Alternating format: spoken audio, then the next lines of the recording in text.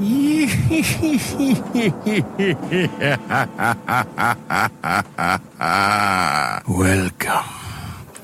to Biff's Mystery Theater.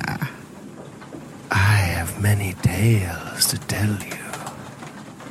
Ghost stories, murder stories, and tales that will make your bones chill.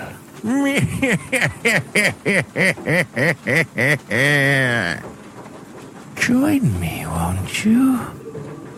For Theater of the Mind, where you always have the best seat in the house.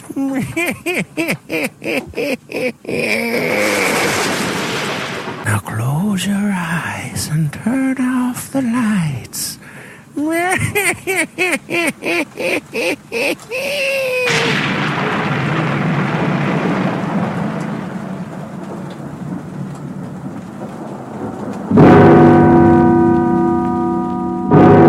Escape.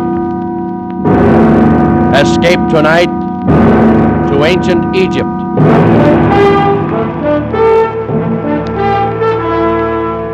The Columbia Broadcasting System and its affiliated stations presents Escape, a new series of programs of which this, the sixth, is The Ring of Thoth by Sir Arthur Conan Doyle, produced and directed by William N. Robeson.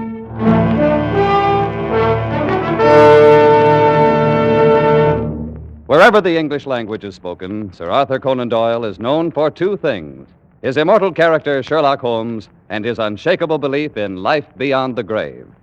So great is the stature of Sherlock Holmes that Conan Doyle's earlier stories are all but forgotten. Stories like The Ring of Thoth, which so clearly anticipates the author's later fascination with spiritualism. We invite you now to escape to ancient Egypt and The Ring of Thoth, an adventure told in the words of John Vansittart Smith, British Egyptologist.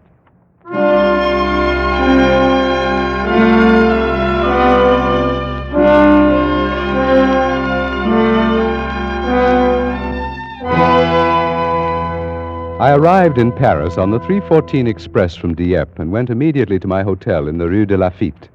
My actions so far had worked out according to my planned schedule. I slept for exactly 2 hours, got up and dressed, donned a greatcoat, walked down the Avenue de l'Opéra, and entered a side door of the Louvre. Once inside, and amid surroundings entirely familiar to me, I made my way immediately to the Chamber of Egyptian Relics, or more specifically, to the cabinet in that chamber which contained the El Kab collection of papyri. Drawing out the particular roll I wished, I placed it on a nearby table, sat down, began to study it, when I noticed one of the museum attendants who was polishing some brasswork across the room. His face struck me as being curiously Egyptian. On sudden impulse, I decided to cross the room and speak to him. Approaching closer, I was impressed at once by the appearance of his skin. Drawn tautly across temple and cheek, it seemed as glazed and as shiny as varnished parchment, and out of narrowed slits there glowed two green and vitreous eyes, misty with a dry shininess, eyes of a kind never seen in a human head before. I beg your pardon. I need one of the papyri from the Memphis collection. Could you tell me where it is? You'll find it in the last cabinet at the end of the room, monsieur. Thank you. You're Egyptian, aren't you? No, monsieur. I am a Frenchman. But, I thought perhaps If that... monsieur will excuse me now, I have other work to do.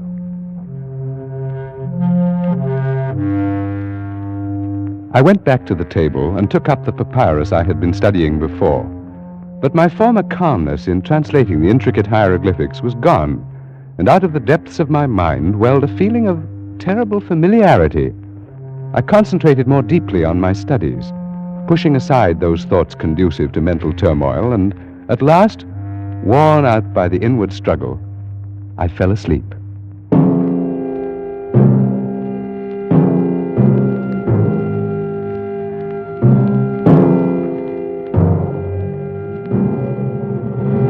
I awoke with a start, not remembering where I was. It was quite dark for a moment. Then gradually my eyes focused on the glints of moonlight reflected from the glass tops of specimen tables, from the shiny varnish of the mummy cases. and I realized with a feeling of sudden dread that I was alone in the Egyptian room of the Museum of the Louvre, locked in for the night.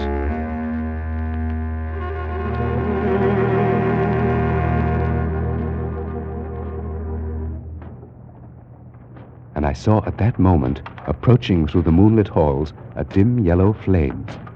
Nearer and nearer it came until I could perceive above it, as though floating in the air, the eerie, glistening face of the man I'd spoken to earlier.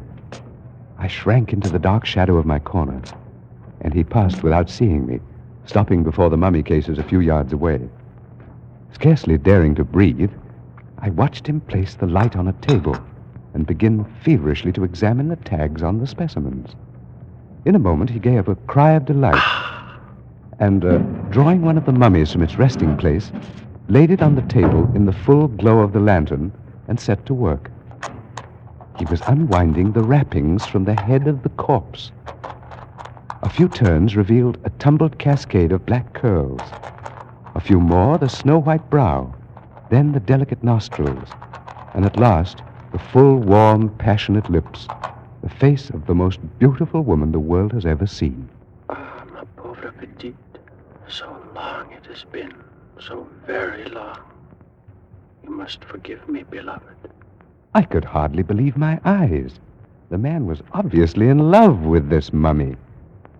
After a while, he left the body, turning his attention to one of the glass cases filled with an assortment of rings. From a pocket of his garment, he'd taken a small glass bottle containing some kind of liquid, and he used this now to test the rings, rejecting them one after another. Then, at last... This is it. It's the one. At last I found it. The ring of Thoth. In his excitement, he dropped the bottle, and I gasped in surprise at the sudden sound. Who's there? I beg your pardon. So it is you. No, do not move. I didn't mean to spy on you. I fell asleep. Who are you, monsieur? I am John Vansittart Smith, a student of Egyptology. No matter. You will observe this knife. Yes? Had I discovered you 5 minutes ago, monsieur, I should have slain you without a word. What? As it is now, I have found the ring. But I warn you not to interfere with me in any way. I really haven't the slightest intention of it. After all, I'm only here by accident. Perhaps. I say, you shouldn't have unwrapped that mummy, you know. It's starting to deteriorate already. Oh, my beloved. Yes, before our eyes, Years have the been lovely unkind face was to my crumbling, beloved. the hair falling away, the skin shriveling and cracking, the lips fading. The man hovered over the decaying body a moment, murmuring sorrowfully. And then he turned again. No matter. That will not make the least difference in a little while. Of what importance is the dead shell, so long as her spirit waits for me at the other side of the veil? What are you talking about? What is it you're proposing to do? Tonight, monsieur, I have ended a quest and broken at last the ancient curse. Nothing now can prevent my joining her. Are you actually claiming that you knew her? She was Atma, daughter of the governor of Abaris, and both she and I lived in the reign of Tutmosis 3,500 years ago. You're obviously mad. Perhaps, but not in the way you think. There may be design in this, your coming here. It may be decreed that I should leave some account behind as a warning to other mortals as rash as myself. Very well, then. So be it.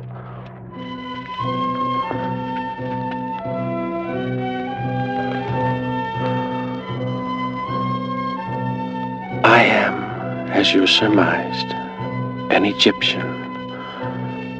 My name was Sasra, and my father had been the chief priest of Osiris in the great temple of Abaris, which stood in those days upon the Bubastic branch of the Nile. I was brought up in the temple and was trained in all those mystic arts and sciences known to the priesthood.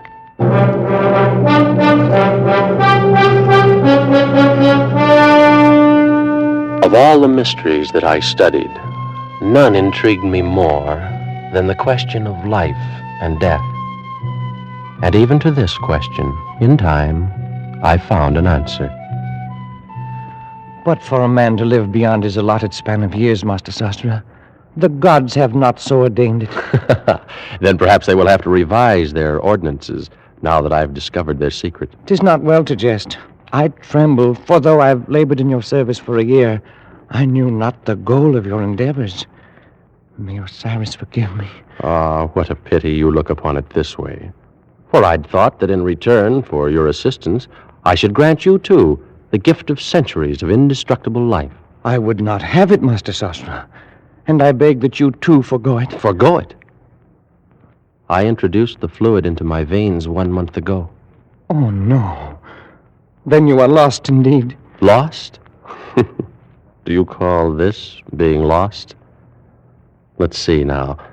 My heart should be about here. Oh, that knife. No, don't. Master, you've killed yourself. Not at all. See? It bleeds a little.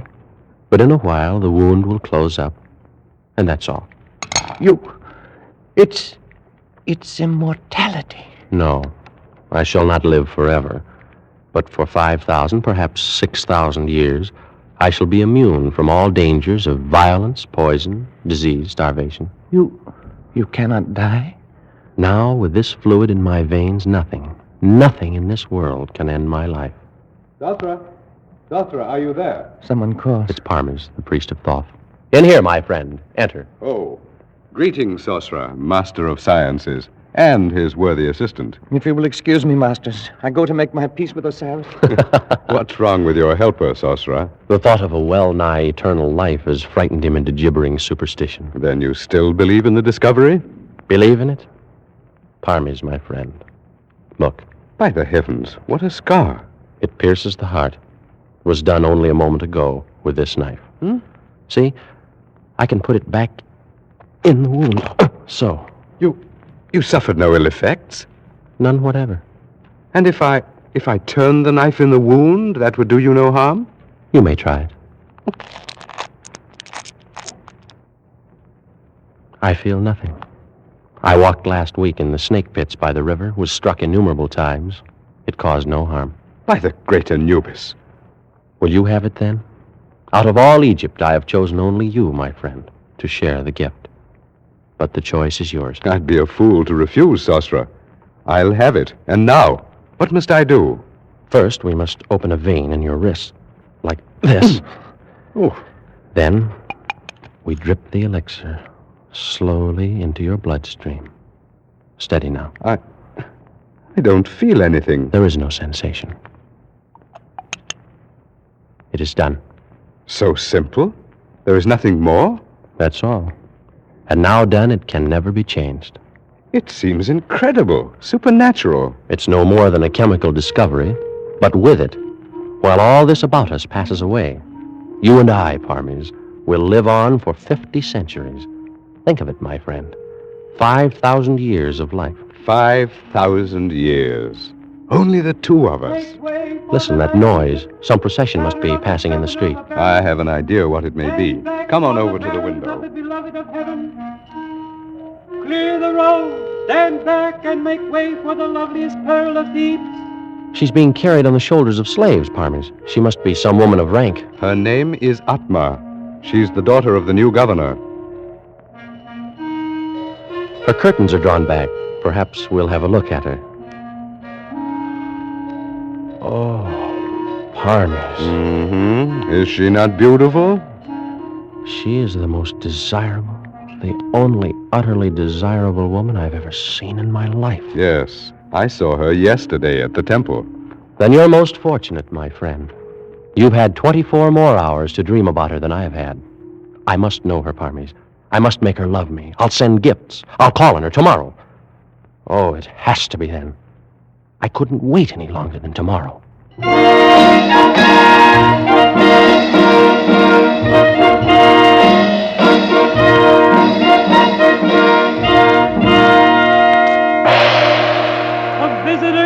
upon the beloved of the universe.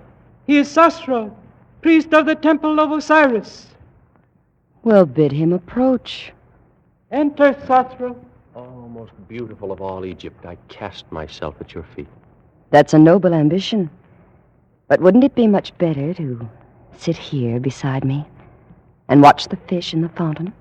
Much better. You will all withdraw, except you, my girl. Play something for us, at a distance.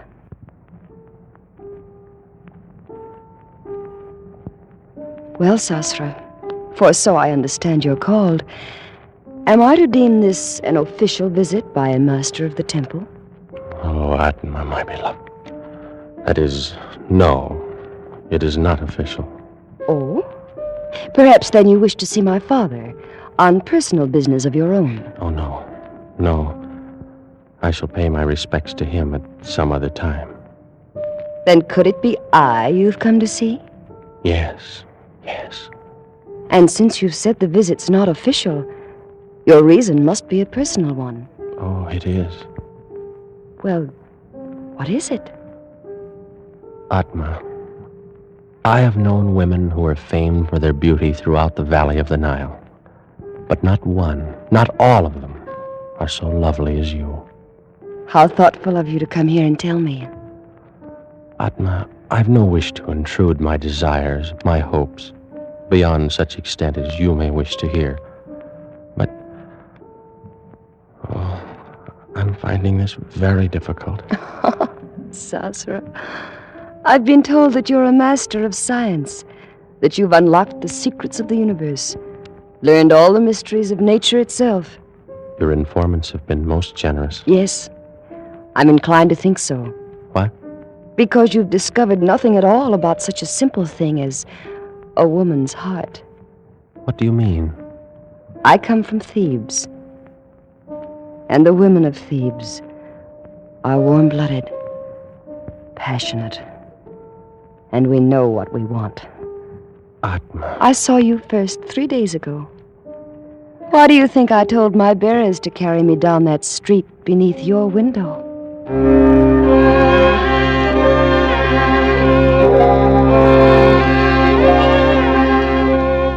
And so, miracle of all miracles, Atma loved me. Worshipping the very ground her feet had trod upon, I lived through those glorious weeks, and with it all, our love grew apace. But one thing bore heavily upon my mind, and I came to speak of it more often to my beloved as we sat and talked by the fountain in her garden. Look, Sasra. See how the stars shine from the water? Yes, Atma. More lovely even than their glow in the heavens. Are they very old, the stars? Very old, beloved. As old as time. And they'll go on gleaming there, long years after you and I are gone and forgotten. Atma, my dearest, we've talked of this before, and I know it distresses you to think of it. No, Sasra. Tonight everything is beautiful. We shall not talk of death. Not of death, but of life. They're only counterparts of one another. Oh, if we could only live together, grow old together, and die in the same instant. But how much better to live and love 5,000 years? Will you not do it? Does so long a time seem too great for the love you feel for me? Beloved, no. The time would pass in an instant, and the loss then be no easier borne than now. Then why draw back? Will you not take the elixir now, tonight? I'm afraid, Sasra. We'll anger the gods. We will outlive the gods. They will have their revenge. Whatever occurred, we'd be together. Yes, I've thought of that. Were it not so, I'd not even consider doing it. Then you'll do it. Atma, you'll do it. I need more time, only a little more to assure myself. How much? Tonight, Sasra. Give me tonight. Every hour you live without the elixir is another hazard. All right, then. Tonight. And may Isis herself guard over you until the fluid courses in your veins.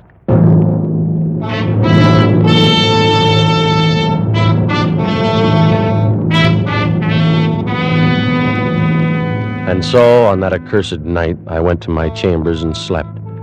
And while I slept, the moon of Isis shone over the delta of the Nile, shone but to light as foul a scene as was ever done on earth. Some hours had passed away. Master Sorcerer! Master Sorcerer! Awaken! Master, awaken at once! You know, who is it? Oh, what a terrible thing has Let me turn transpired up the this lamp. night. You're one of Atma's slaves. Why do you come here? Oh, Master, Master. What has happened? What's the matter? Speak. It is she, the light of the world. Tell me what has happened to her. Master, Master. Brigands came in the night. She is dead. You lie. You lie! Oh, Sasra, the slave speaks the truth. Parmes, my friend. What foul joke's behind these words of his? It's not a joke. Atma is dead. You, slave, depart from us. Yes, masters. By your gracious leave, I depart. Such a thing cannot be. Oh, of course. The two of you planned it together, sought to frighten me out of my wits. It's very amusing, really. But I was terrified for a moment. Atma no longer lives. She was stabbed to death only a short while ago. No. Oh, no. She can't be dead. She is dead, Sosra, and for all eternity. I must go to her. Surely something can be done. I killed her. What is it? What has happened? I killed her. Oh. I struck her through the heart with this very knife. You, Parmes. Why? Because she loved you. Why? And because I loved her. You, my friend. She would not look at me. And for that you would lose her to both of us forever? To both of us, Sosra? I think not. By the living Osiris, give me that knife. That's it. Strike. Again. Here's the heart. Here, strike. Again and again, Sosra. Wait. What foolishness. I cannot kill you. You're wrong, Sosra. You have killed me. Those were grievous blows. But the fluid, that cursed elixir of life, it runs in your veins as well as mine. True. But in mine is also the antidote. You lie. There is no antidote. Yes, day and night. These many weeks I've worked, and I found it. You couldn't have. Is there more of it? Yes, a very little. But you'll never find it. Where is it? Tell me where it is. In the ring, Sasra. In the ring of Thoth. And you'll never find it. I will, I must. Go on, live. Live your 50 centuries. And every hour of them, think. It was your hand that struck me down. With the same knife that took her from you. Think while I go to join her. Oh, no. You're not dead. You're not! No! No! No! No!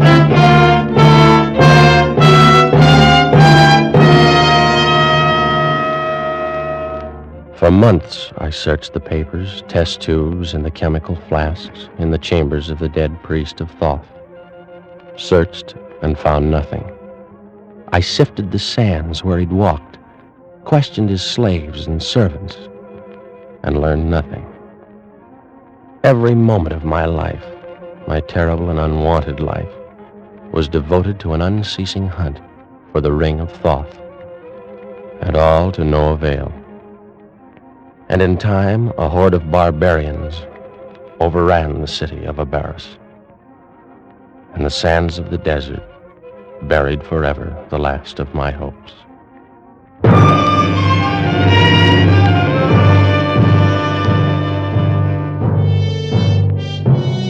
And so began the deadly march of the centuries. How can you know how terrible a thing time is? You, who've experienced only the narrow course between the cradle and the grave. I've floated down the whole stream of history. I have traveled in all lands, and I have dwelt with all nations. Every tongue is the same to me. I need not tell you how slowly the centuries drifted by. centuries without end, years without number. And so I came to be one day, a few weeks past, in San Francisco, where I came across a certain item in a newspaper. Among recent discoveries in Lower Egypt is an unopened mummy case containing, according to the inscription on the outside, the body of the daughter of the governor of Abaris in the days of Tutmosis. In the same burial crypt, dropped into a crevice between the stones, was found a large platinum ring of singular design. Both specimens have been sent for examination to the Louvre in Paris. So, I presume you came here to Paris, obtained this position of attendant in the Louvre with the idea of... Only yesterday, Monsieur Smith. As you may imagine, I had little difficulty in convincing the director of my knowledge of Egyptian relics. The ring, then. The one I saw you remove from the case is the ring of Thoth? Without question. You've discovered how the ring must be used? The secret is obvious. See, the stone is hollow, and drops of liquid move within it. Have you considered the possibility that this antidote may not perform the function which has been claimed for it? It will, monsieur. And there'll be no need of a knife to strike me down. My death was due in a time long past, and only this damnable fluid that runs through my veins supports the weight of my years. I delay no longer. I go to join her where she waits for me in death. No, don't. Oh. Too late. I've broken the gem. I've taken the antidote. I stood and watched him with a terrible fascination, but without pity and without compassion. He turned away from me and reeled toward the mummy he'd left on the table across the room. But even as he turned, the parchment skin of his face cracked and shredded. Discolored lips shriveled away from the yellow teeth. The vitreous eyes withered into nubs of formless plasm, and the full weight of his 3,500 years descended on him in an instant. I left that room of death and walked over the marble floors toward the exit, my footsteps echoing through the empty halls, even as they had echoed for so long in the corridors of time.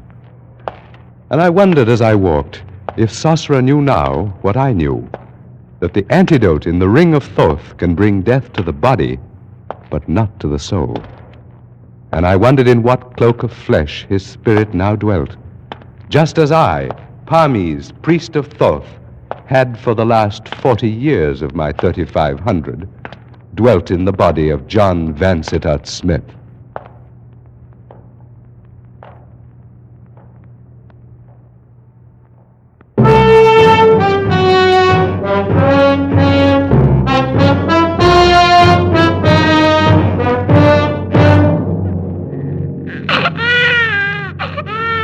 Doctor, he's so little and so red. Well, now, he's only 2 days old. But he doesn't look a bit like either his father or me. Give him time, my dear. All babies look pretty much alike when they're first born. Well, I don't know. His eyes, or it's silly, of course, but he looks like an Egyptian.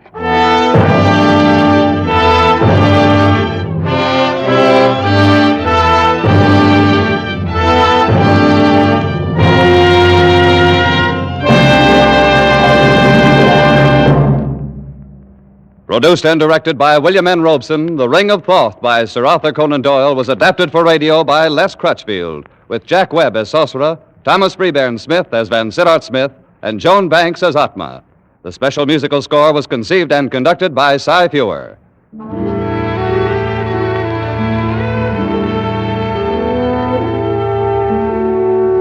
Escape is presented by the Columbia Broadcasting System and its affiliated stations each week at this time.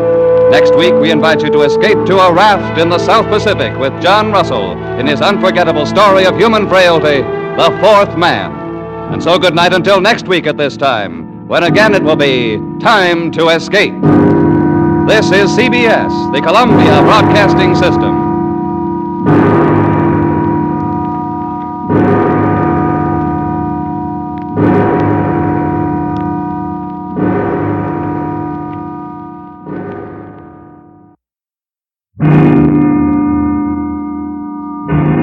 Escape. Escape tonight to a raft in the South Pacific.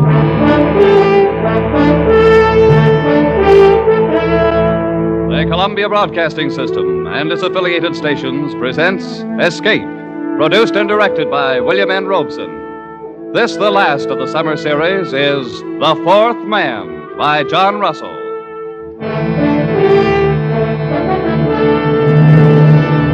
Noumea in the South Pacific. To a generation of French criminals, a word to be uttered in the same terrified breath with Devil's Island. The penal colony at Noumea, where the cutthroats, garrotters, and sadists from the dregs of French society were sent to a living death. Tonight we invite you to escape from Noumea in John Russell's The Fourth Man.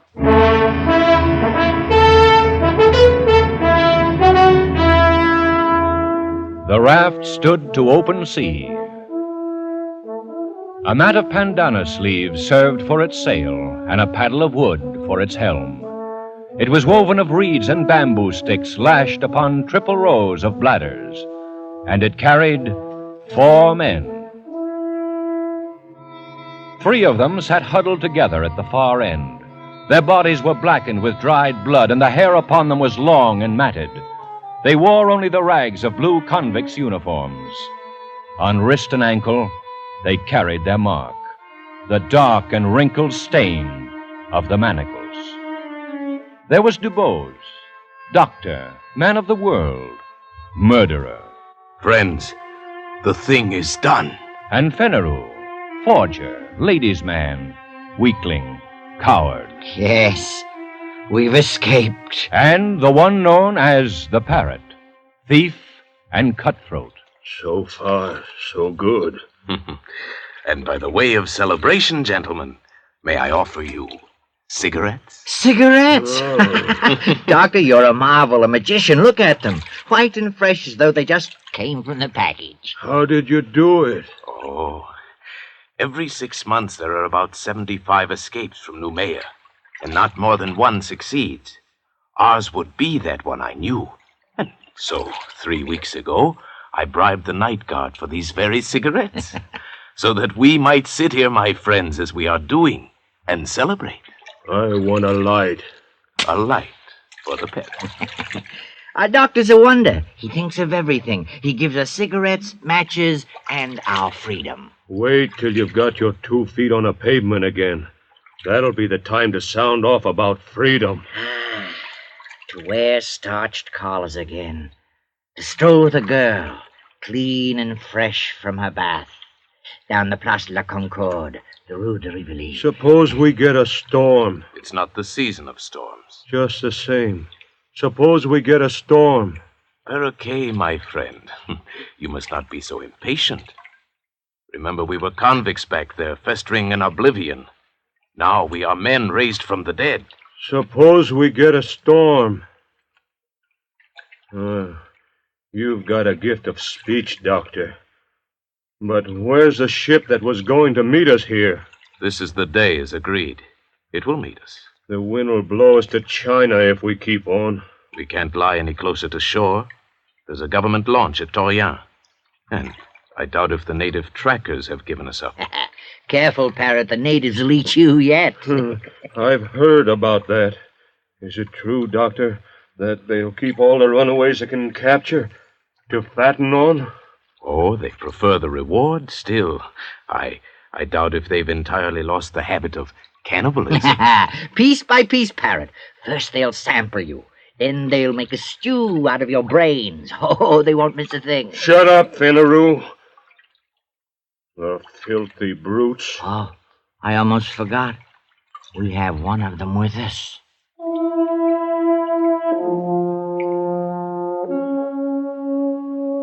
The fourth man was steering the raft. He sat crouched in the stern, his body glistening with spray. His huge dark hands held the steering paddle. He was motionless, like an idol, his eyes fixed on the course ahead. The fourth man on the raft. You are looking at a Canuck, my friends. You will see nothing superior. No line of beauty to redeem the low angle of the forehead, the knobby joints of the body. Nature has stamped him with the mark of inferiority, and he has set the final seal himself with that twist of bark about his middle, that prong of pig ivory through his nose. Yes, but nonetheless, he's a man, and there is a price on our heads. He could be taken as where he liked. Calm yourself, Fenneru. This is a very simple animal, an infant, really. Does that mean he couldn't double-cross us? It does. He is bound by his duty. I made my bargain with his chief up the river, and this one is sent to deliver us on board our ship. That's the only interest he has in us. And he'll do it? He will. That is the nature of the native. No, I don't trust him, not for a minute. The brute. The animal. You! It's you I'm talking about. You dirty brute. Save your breath, Parrot. He speaks no language, only a few noises, a few signs. I don't feel right on the same raft with that. Well, burn yourselves up in the sun if you like, but me, I'm going to crawl under a mat, get some sleep. Yes, we should all sleep a little, conserve ourselves. And when we awake, our ship will be here. Our saucy little topsail schooner, a mast standing out against the sky, and we'll be on our way to France. Yes, sleep, my friends.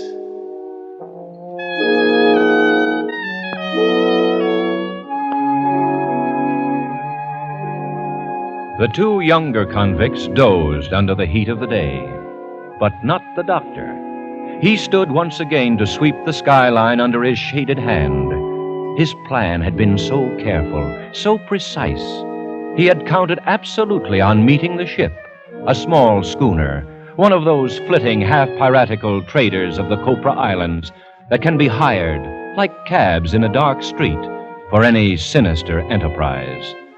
And there was no ship, and there was no crossroads where one might sit and wait.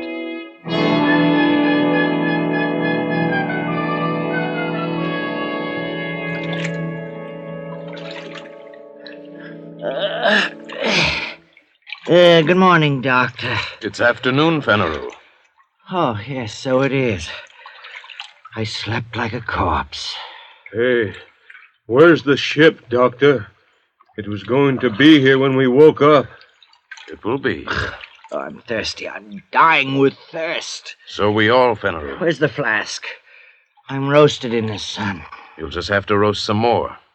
This crew is put on rations. What are you talking about? Where's that water? I have it here. So you have. Do you think it's yours? No. It's ours, Parrot. I want a drink, Doctor. Think a little, Parrot. We have to guard our supplies like reasonable men. We don't know how long we may be floating here. Oh, so that's how you talk now. You don't know how long. But you were sure enough when we started. I am still sure. The ship will come. She cannot stay for us in one spot. She'll be cruising to and fro until she intercepts us. And we must wait. That's good. Wait. And in the meantime, what? Fry here in this heat, our tongues hanging out, while you deal us out water drop by drop? Perhaps. No. The man doesn't live who can feed me with a spoon. Unless you would die very speedily, we must guard our water. We can only do our best with what we have. All right, Doctor. Do your best. Give me a drink. You may have your share, of course. But be warned. When it's gone, don't come to us, to Fenneru and me. Yes, what's fair is fair. My drink. Very well. Oh, a thimbleful. One thimble. This way we should have enough for 3 days, maybe more. with equal shares among the three of us. That's right. There are only 3 of us. You were thinking of him, Fenero, of our pilot? He looks somewhat like us, doesn't he? But his body has never known clothes, his feet shoes. His heart has never known the swelling that comes with feelings of love or beauty. His mind has never known a single thought. Look at us 3, gentlemen. You, Fenero, a forger. You, Parrot, a thief. And I, Dr. Dubose, of Paris and Marseille, a murderer. And yet, we are civilized men, and this is a savage animal. And our provisions are for civilized men only.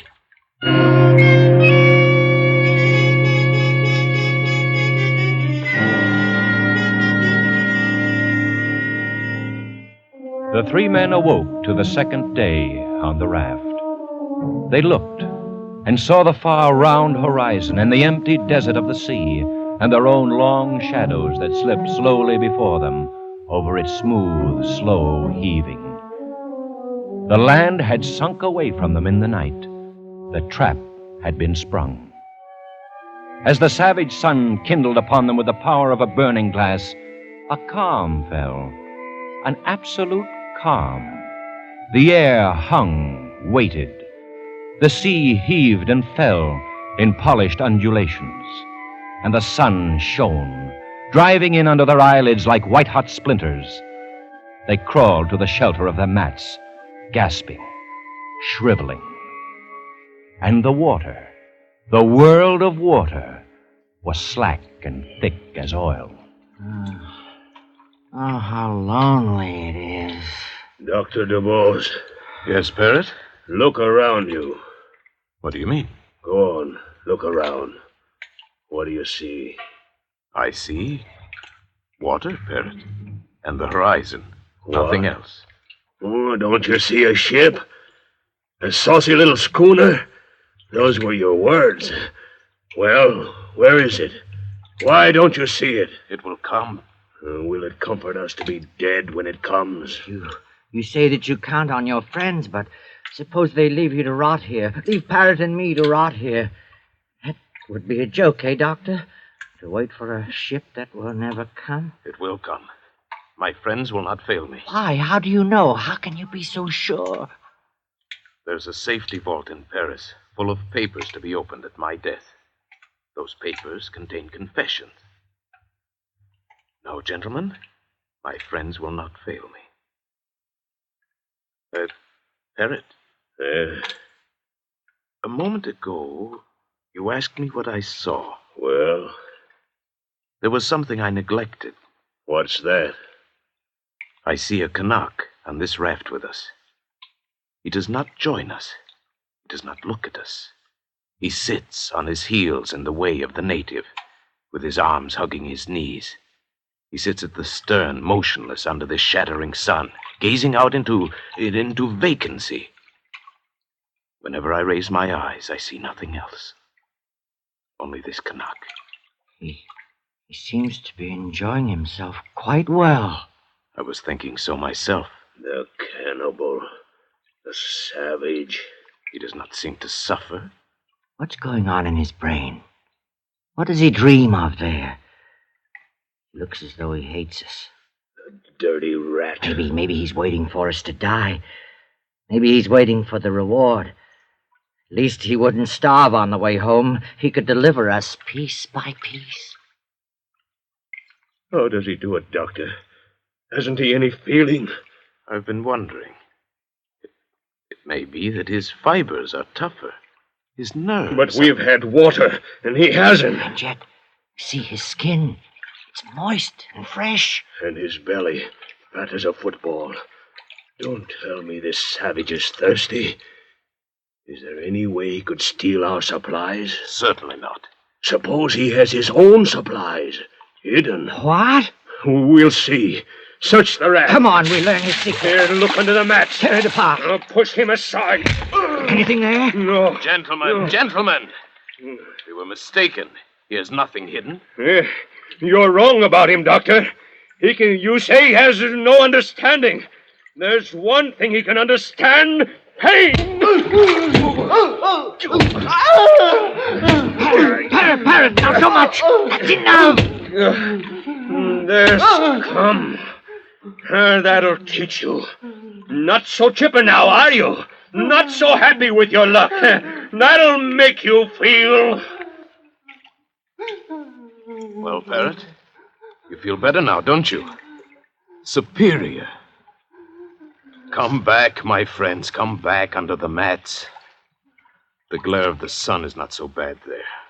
Oh, idiots. What's the matter with our parrot now? Idiots. Why do we look and look? The schooner can't help us now. If we're becalmed, then they are too. Doctor, is that true? Yes. We must hope for a breeze first. Well, then why didn't you tell us? We trust you. Why do you keep on playing out the farce? You are wise, Doctor. You are very wise. Put down the knife, Parrot. You know things we don't, and you keep them to yourself. All right, but be careful. If you think you'll use your wisdom to get the best of us, be careful, Doctor, because I still have the knife.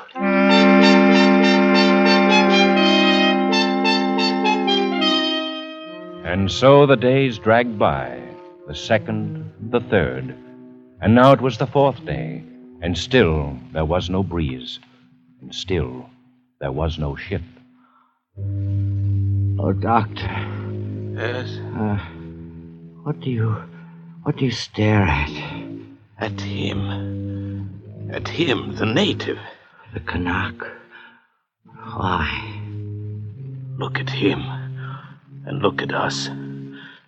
We are dying. Our powers are ebbing. And him? Naked, wild, brutish. He has yet to give the slightest sign of complaint or weakness. Doctor, is this a man or a fiend? A man. It is a man. A miracle. It is a man, and a very poor and wretched example of a man. Why, you'll find no lower type anywhere. Look at his cranial angle, the high ears, the heavy bones of his skull. Why, he's scarcely above an ape. Then what? He has a secret. A secret?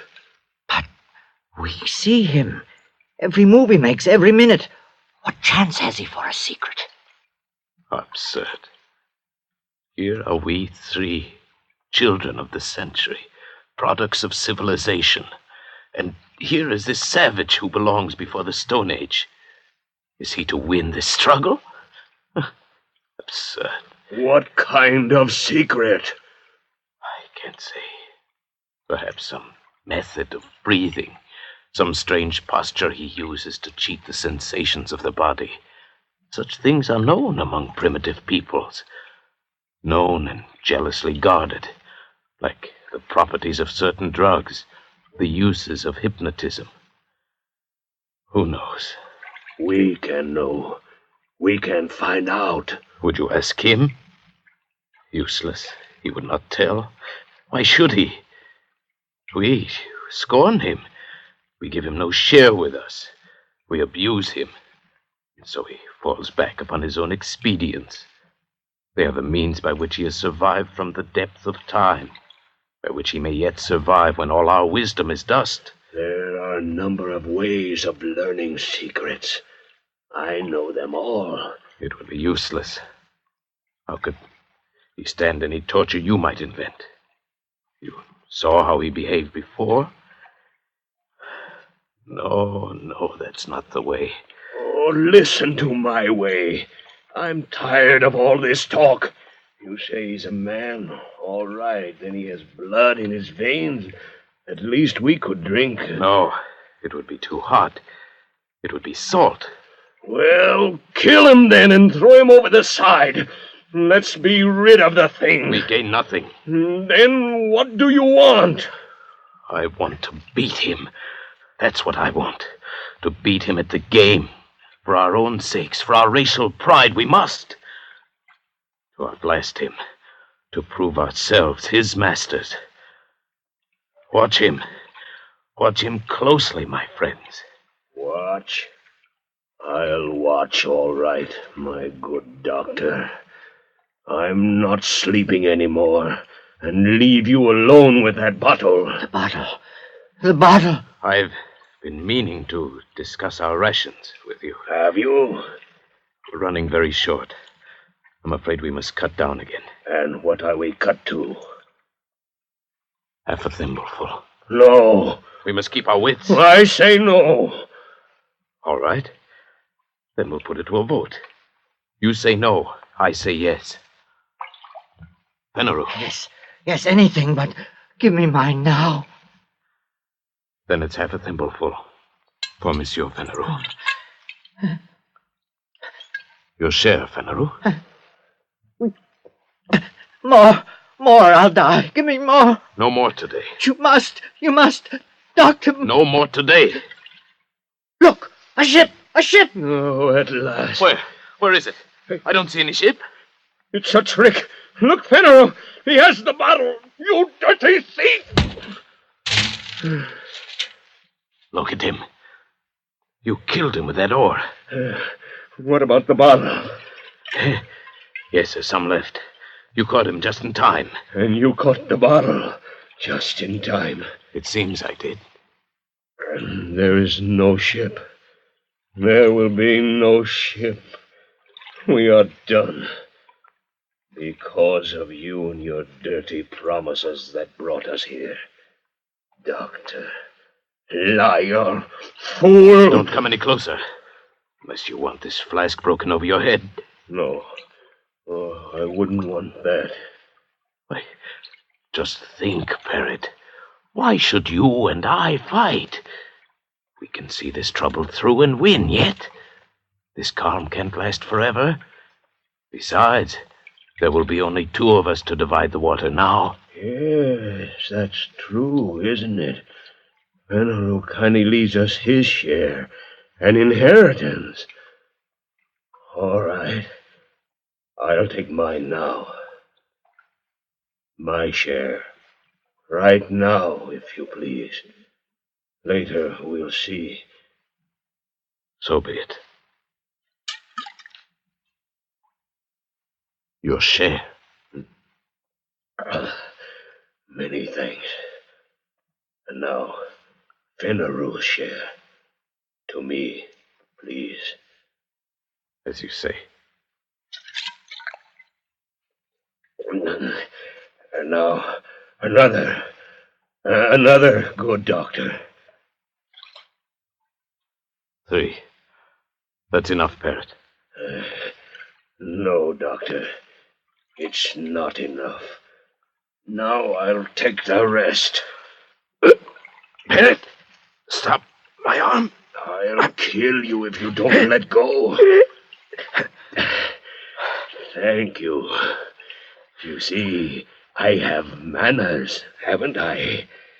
And I have wisdom, too, because I fooled a very wise man. I toast you, Doctor. The best man wins. That was a bright idea of yours. The best...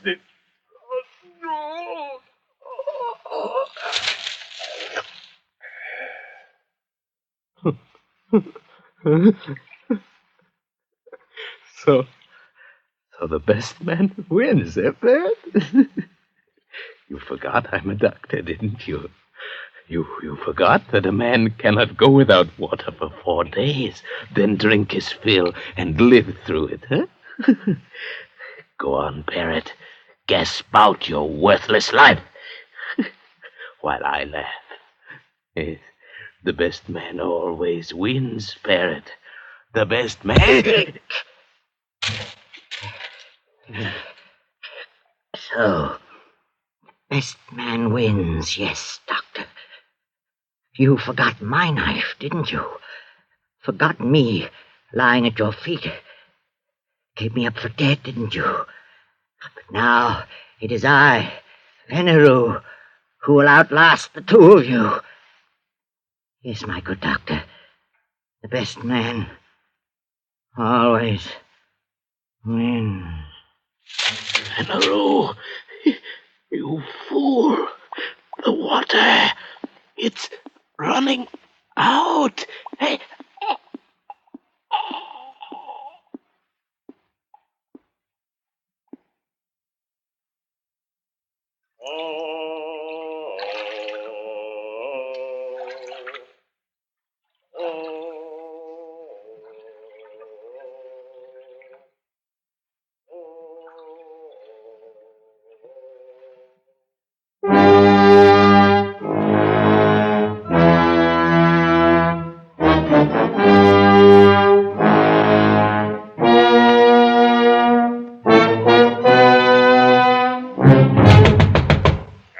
Come in. Captain, longboat's back, sir. All right, send Marteau in. He's right here, sir. Bad luck, sir. The raft was here all the time, not 10 miles away from us. Ah, that calm. Well, where are they, the passengers? We're too late. They're all dead. All dead, huh? Yes, one stabbed to death, another skull crushed, the other fried by the sun. They're all dead. Well, then, all the better. Of course, there's nothing to feed. Yeah, but how are you going to... Hogsheads, my friend. The hogsheads in the afterhold. Fill them nicely with brine, and there we are. I don't understand. Oh, you're dull, Marteau, very dull. The gentleman's passage is all paid. Before we left Sydney, I contracted to bring back 3 escaped convicts. Well, I'll bring them back, pickled. So if you'll go back, Marteau, and bring them aboard for the trip, I'll be much obliged. Very well, sir. Oh, there's a 4th man on the raft, Captain. A Kanak. He's still alive. What'll we do with him? A Kanak? No word in my contract about any Kanak. Leave him there. He's only a savage. And so Dr. Dubose and Fenneru and the parrot went aboard for the long trip to their beloved Paris, their bodies pitching and rolling gently in the huge vats of brine. On the raft, the 4th man raised his head slightly as a wind freshened from the west. He watched until the schooner turned, shaping away for Australia, and disappeared over the rim of the horizon. Then he spread his sail of pandana sleeves and headed his raft eastward, back toward New Caledonia, back toward home. Feeling somewhat dry after his exertion, the native plucked a hollow reed at random from the rushes on his raft. Slowly, lazily, he stretched himself at full length in his accustomed place at the stern. He thrust the reed down deep into one of the bladders underneath the raft, and slowly drank his fill of sweet water. He had a dozen such storage bladders remaining, built into the floats at intervals above the waterline, quite enough to last him safely home again.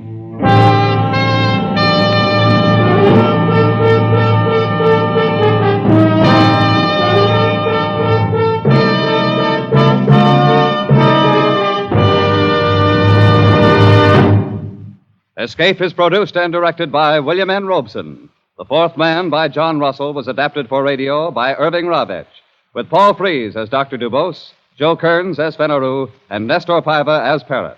Bill Johnstone narrated. The special musical score was conceived and conducted by Cy Fewer. Escape has been presented by the Columbia Broadcasting System and its affiliated stations.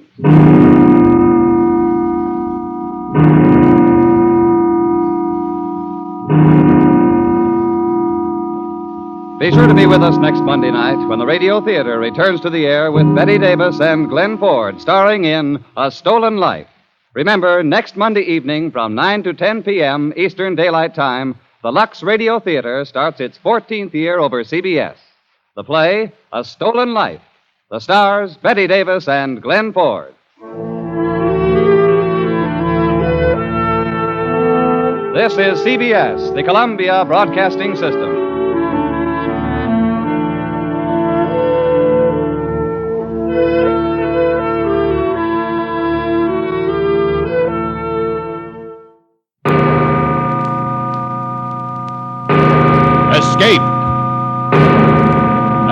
Tonight to the China Seas in Typhoon.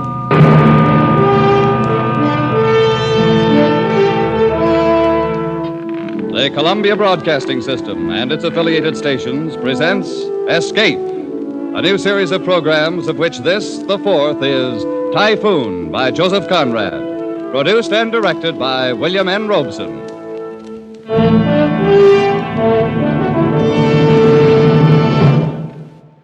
Of all the great authors who wrote of the sea, none so captured the wonder and the horror of it as did Joseph Conrad. Tonight, we escape to the China Seas in his great story, Typhoon, told in the words of a certain Mr. Jukes, chief mate of the China coast steamer Nan Shan, a young man of very remarkable perceptions.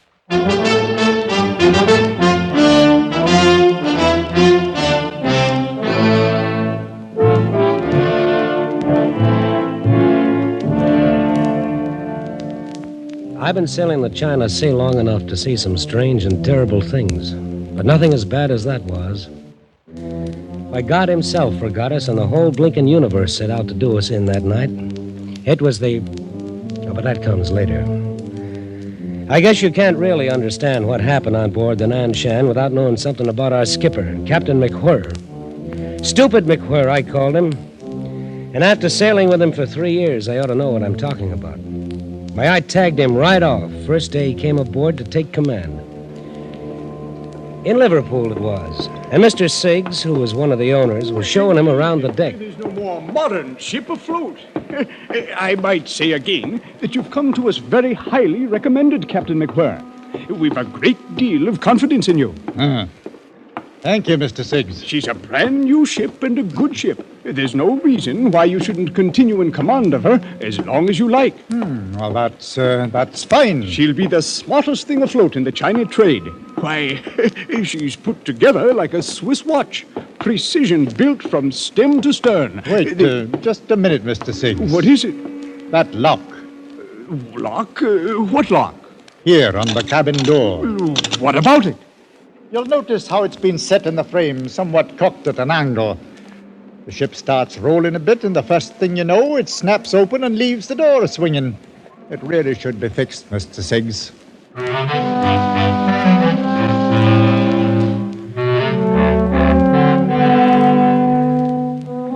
That's Captain McWhirr, the best berth he'd ever had. New command, a brand new ship. When instead of pinching himself to see if he's awake, he complains about a lock on the cabin door. Yes, see what I mean? Captain McWhirr, I see what you mean. I'll have it attended to right away. I think you'll do all right. Thank you, Mr. Siggs.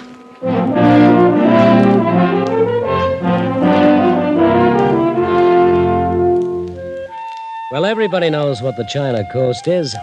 You haul out of Bangkok for a quick run up to Singapore and then shove off for Hong Kong. 2 days ashore, and you do it all over again. 3 years of it. 3 years of heat, smells, weather, copra, silk, and tea.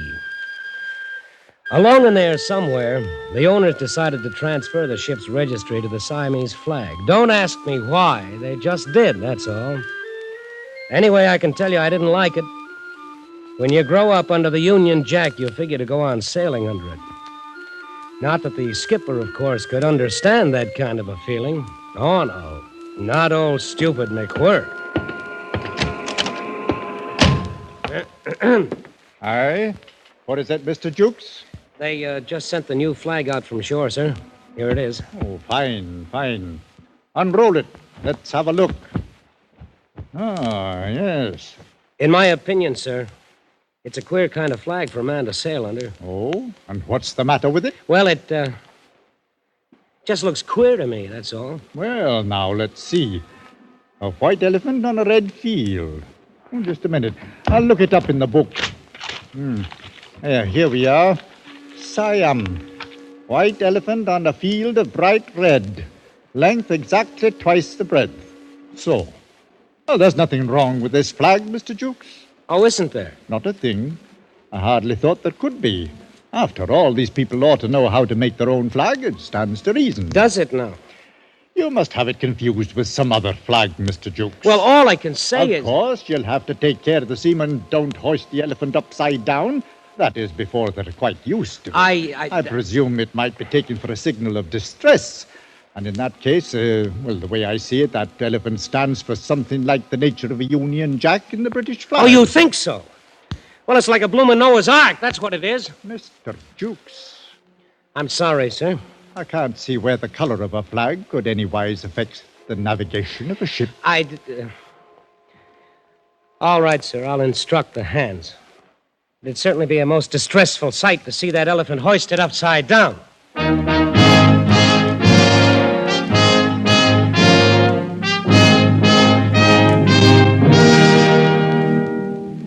Well, that was Captain McWhirr.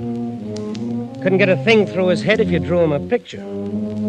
And that's the skipper we had to sail under on the maddest, wildest trip that any coaster ever took. We were loading out in Singapore. Half the cargo had already come aboard. The sun was blazing, and the smoke from our stacks hung over the decks like a blanket. The Nanshan's winches puffed away aft, and cargo chains creaked and clattered across the coamings. I was in the waist supervising the loading when Mr. Rout, the chief engineer, came up to me. Hey there, Jukes. What's going on down there on the dock? Looks like a bloomin' army. Well, I don't know, Mr. Rout. Must be a mob of coolies on the move. Here comes the captain. Could be some of his doing. Mr. Jukes. Aye, sir. Keep the forward between deck clear of cargo. There'll be 200 coolies coming aboard, and we'll plan to bank them down there. Good Lord, where are they bound? Foochow. We'll have to put in there this trip. Yeah, but we're not fixed to handle passengers, sir. Oh, they'll bring supplies aboard with them. Every man's got a camphor wood chest, so you'll have to nail deck battens down there to keep them from sliding. Yes, sir, I'll see to it. They've all been working on a plantation north somewhere. 2-year contract. They're dying to get home. It wouldn't have been quite right to turn them down. You may as well start them coming aboard, Mr. Jukes. All right, sir. Ollie number 1, boy, Ollie same. Listen, you savvy, huh? Ollie fellow, catch him here. Top side, catch him step, step. Bottom side, Ollie time, chop, chop.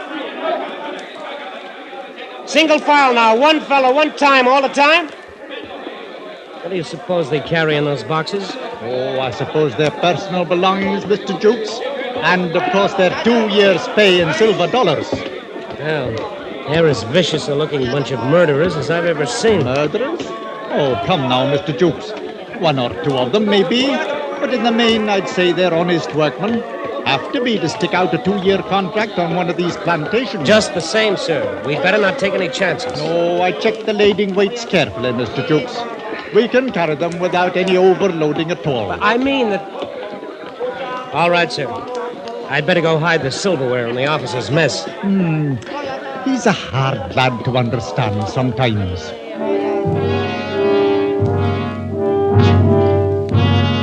I could say I had a premonition right then, and I wouldn't be lying. Anyway, that's how it started. At the hottest time of the year, 200 half-civilized coolies aboard, a captain with no more imagination than you could stick in your ear, we steamed out from Singapore and laid a course for the port of Foochow.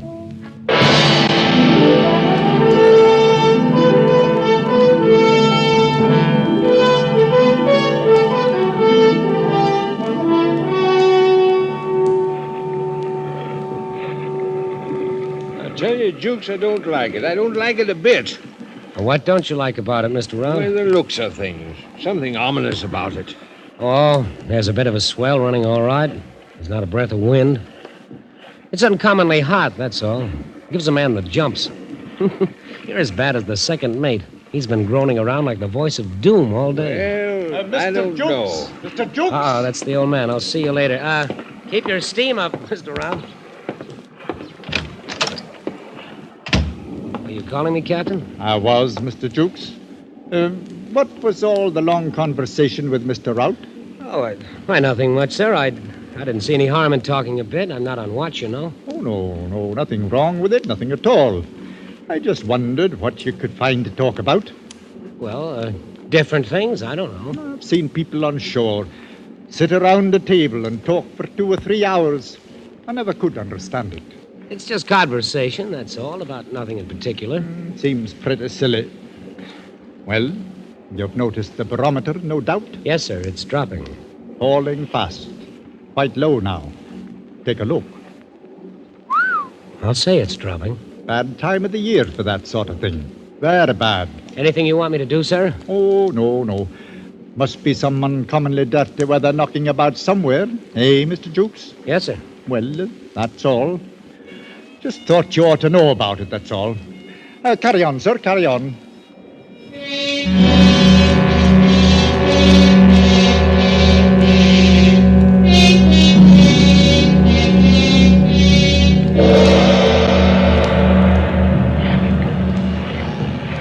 Whoa, there's a heavy one, all right, mate. Them coolies must be having a time of it down below. Lucky for them, the old girl rolls easier than any ship I've ever seen. You just wait. Oh, you think we may be in for it, huh? Oh, no. I don't think anything. You're not going to make a fool out of me that way, Mr. Jukes. I didn't say a word. What's the matter with you, Second? Why shouldn't you say what you think if you're a mind to? Oh, no, you don't catch me. Whoa, there's another one. That's pretty rough. Now, whatever is about, we're steaming right into it. You just try telling the old man that. And why shouldn't I? Matter of fact, I think I'll ask him about this cross swell. It's getting worse all the time. I've known skippers to break some right good men for saying a whole lot less. Captain McWhirr. Yes, Mr. Jukes. What is it? The swell is getting a good deal worse, sir. Yes, I noticed that in here. Anything wrong? Well, I was thinking about the passengers. Huh? What passengers? Why, the coolies, sir.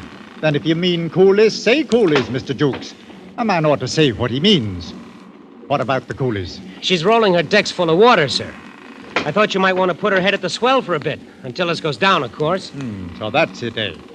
Put her head at the swell, 4 points off the coast. Well, it's just for a while, sir. A swell as high as this can't last long. That stands to reason. Mr. Jukes, take a look at the barometer.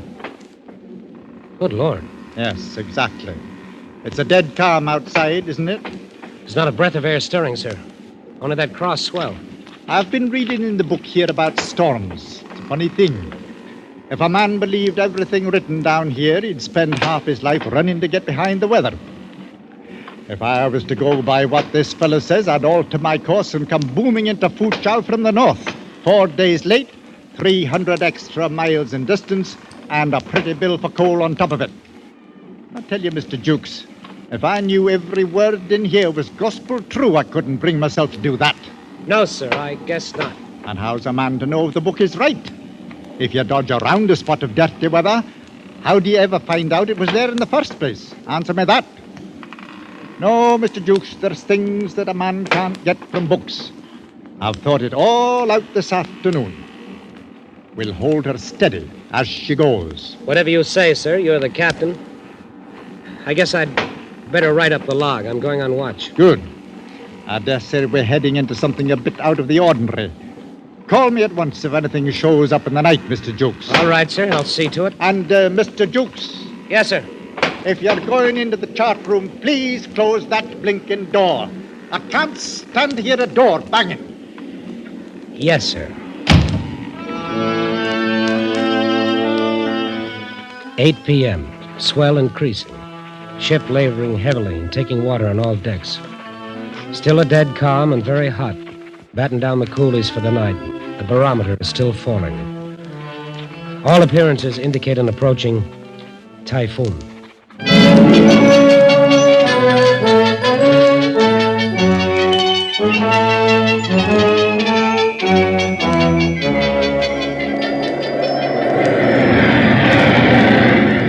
All right, Hackett, hold her steady as she goes. That's all we can do. Aye, sir. I'll sure try to. Well, do the best you can. Aye, aye, sir.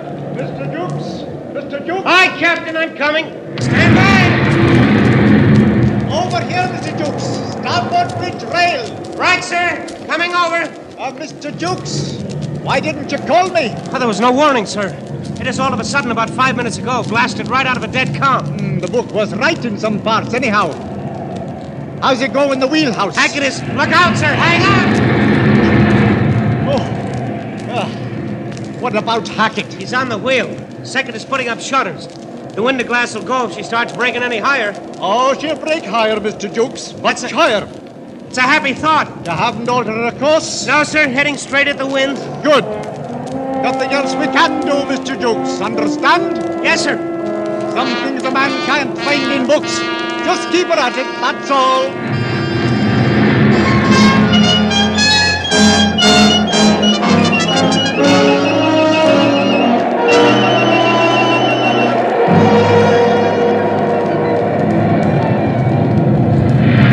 Captain, our boats are starting to break away. That's all right.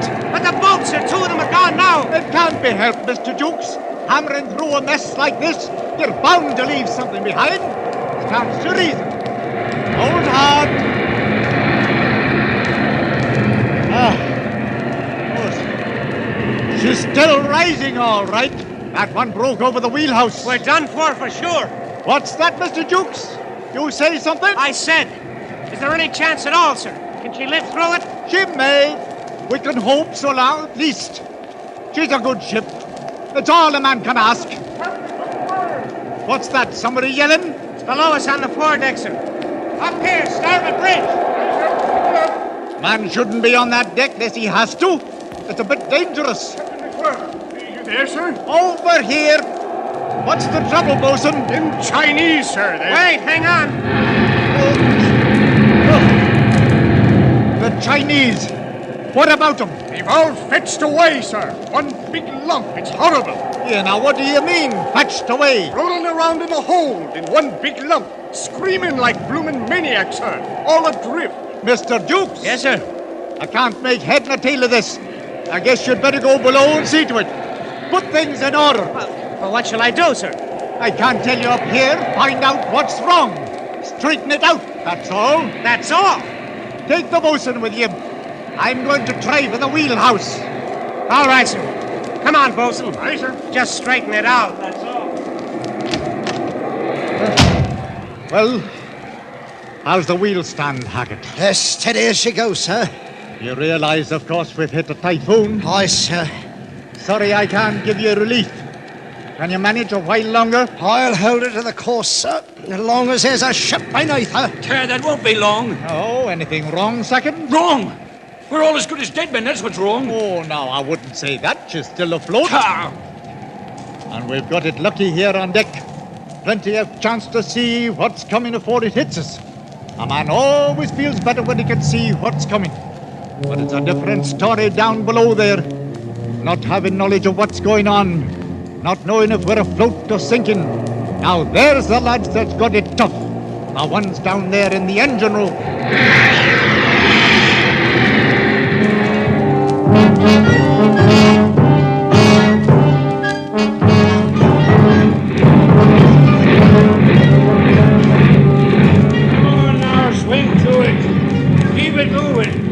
No time now for the steam to drop. Here, ride that throttle, Beale. Can't let her rip her shaft out when she breaks clear of those swells. Hello, Bridge. Hello, Bridge. Confounded, why don't they answer the speaking tube? Can't tell if they're dead or alive up there. Hello!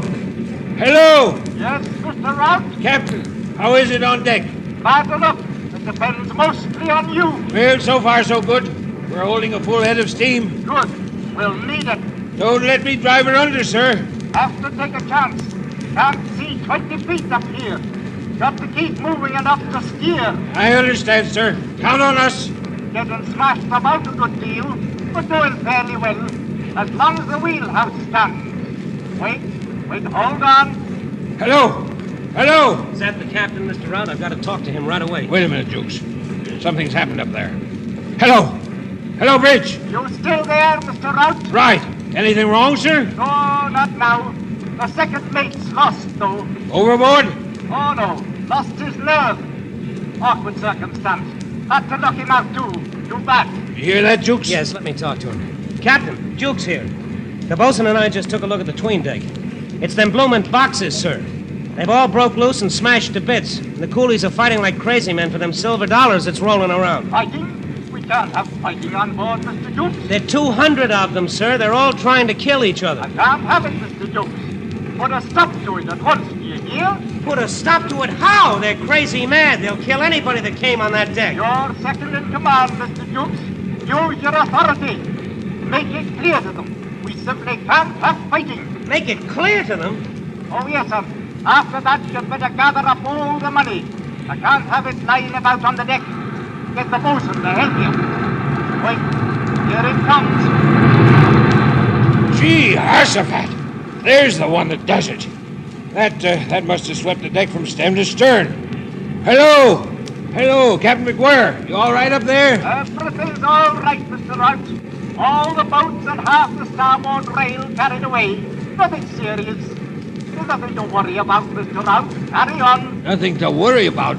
Carry on. Hey, you're all right, Captain. As you say, sir. Carry on. Carry on? Hey, now. Where you going?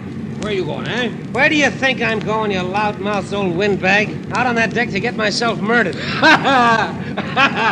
Nothing serious, Jukes. Nothing to worry about. The whole bloomin' world's falling apart, and I'm out picking up silver dollars. Captain's orders. Come on, bosun. Don't miss any, old Jukes. Carry on, boy. Carry on.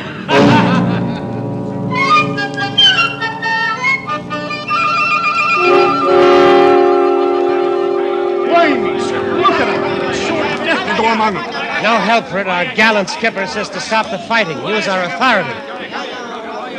All right, then, quiet down. Come on, bosun. Aye, sir. Stow it there, you fools. Cut it out now, do you hear me? Authority, huh? You're clean out of their heads. We gotta drive them to the bulkhead. Back up now. Hey, none of that. Stay to it, bosun. We gotta show them what for. Nothing else to do. Back up there. Captain's orders, you know. Follow me, bosun. I do, sir. No, you don't. I was just thinking, sir. Yeah, what about it? Back there, no fighting allowed. Skipper's orders. I was just thinking. No, you don't. Thinking, what if me old lady could see me now? She'd say, oh, you jolly sailor lad. Keep moving there. Jam him up, bosun. Into the bulkhead.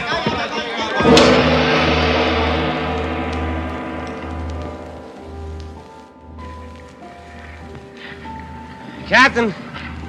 Where are you, Captain? Over here, Mr. Jukes. You got everything cleared up down below? Oh, yes. We took care of everything, sir. I thought you would. The wind fell all at once, stopped cold. It's been like this for 10 minutes now. If you think it was an easy job to bring that mob under control. The coolies? Oh, I dare say it wasn't. Had to do what's fair by them, though. Mr. Jukes, that barometer in there stands at the lowest point I've ever seen a glass in my life. You mean there'll be more of it? The worst yet, according to the book. It'll break sudden now. Any minute. A puff or two of wind, and then it hits. She's taken a horrible beating, sir. She has indeed. And she's in for a worse one. We haven't much chance, have we, sir? She may come through it. She's a good ship. There's the first puff. It'll hit us hard when it comes. You left them pretty safe, did you? The coolies? We strung lifelines, gives them something to hold on to. Good. I'd like to give them all the chance we can, whatever happens. Oh, they'll be all right, sir. I broke out rifles for 8 of the crew, put them to guarding all the companionways leading off the 'tween deck. You armed the crew, Mr. Jukes? Oh, sure. We won't have any trouble with them now, sir. Mr. Jukes, please have those rifles returned to the magazines at once. What? There'll be work for every man aboard in a few minutes. I can't spare seamen to stand around and hold rifles when it isn't necessary. Isn't necessary? Don't you realize those savages will think we stole their money? But they'll tear us to bits if they ever get out of that deck. Oh, I think they'll understand we're dealing fair by them. Collect the rifles, Mr. Jukes. Captain, it's suicide. The best thing we can do is turn the whole mess over to the authorities in Foochow. If we ever get there. Well, I don't know. I figure that when anything happens on shipboard, it's up to me to settle it on shipboard. Part of the duties of commanding a vessel, Mr. Jukes.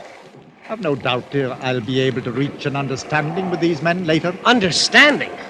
You ought to have seen him a while ago when me and the bosun was down there. Lost their heads a bit, I guess. No wonder at that when... Here she comes. Pick up those rifles, Mr. Jukes, and something else. Yes, Captain. If anything happens to me, you'll be in charge. Only advice, keep her facing it. Best way to get through, facing it. That's enough for any man. All right, Captain, I'll remember. And one thing more, Mr. Jukes. Yes, sir. Something that always helps at sea is to keep a cool head. Just keep a cool head. Oh, no, keep a cool head. A stitch in time saves 9 a rolling stone. What in the name of heaven do you do with a man like that?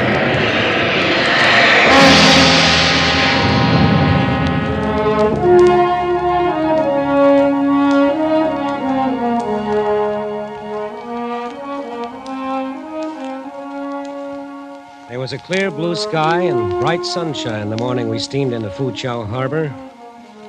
Mr. Rout was leaning on a hatch combing, smoking a pipe, and the bosun lounged on the foredeck, waiting to pick up a line from the wharf. And the captain? Well, he was engaged in a most unusual occupation. Keep moving. He was sitting at a table on the foredeck, handing out silver dollars to them blinking coolies. All divided up even, the same amount to each one. Craziest thing you ever heard of in your life. You see, the way the captain figured it, since those blighters had all worked for 2 years at the same rate of pay, then their savings ought to all be about equal. As you can see, of course, that wasn't necessarily true by any means, wasn't even legal. But you couldn't tell him anything. Well, now stop. Mr. Jukes. Yes, sir. Coming, Captain. Well, Mr. Jukes, I've disposed of our little collection of silver dollars. Ah, that's great. Only wait till those boys get ashore and file claims against us. Oh, no, they won't do that. As a matter of fact, they were quite pleased at having it arranged that way. Figured it might avoid a lot of arguments later. They sent a spokesman to thank me. Well, I'll be... Mr. Jukes, you may as well give all the hands 6 hours leave before we start working the cargo. Whatever you say, Captain. Oh, yes, and before the carpenter leaves, I wish you'd have him fix the lock on that port cabin door. What? That seems to have got broken somehow. During the storm, I suppose. I can't stand to hear a door banging, Mr. Jukes. Aye, sir. I don't suppose it matters that the ship is battered from stem to stern, half her topside carried away, and smashed till she looks like a bloomin' Tinson freighter. Mr. Jukes, I don't understand you. You don't understand me, sir? Do you understand that we've come through the worst typhoon on the China Seas in 20 years? We're the only ship that got through? It's true.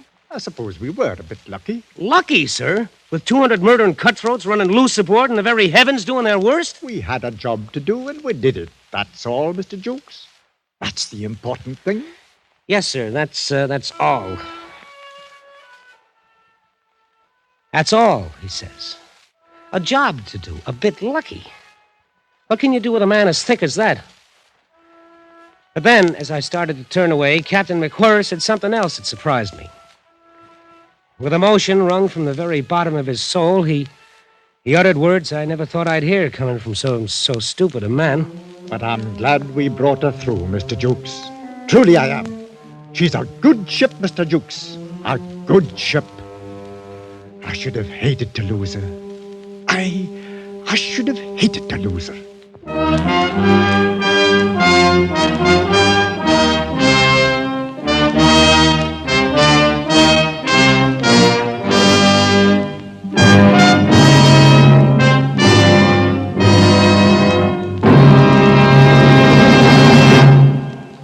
Typhoon by Joseph Conrad was adapted for radio by Les Crutchfield and produced and directed by William N. Robeson, with Frank Lovejoy as Jukes, Raymond Lawrence as Captain McWhirr, and Cy Kendall as Rout the engineer.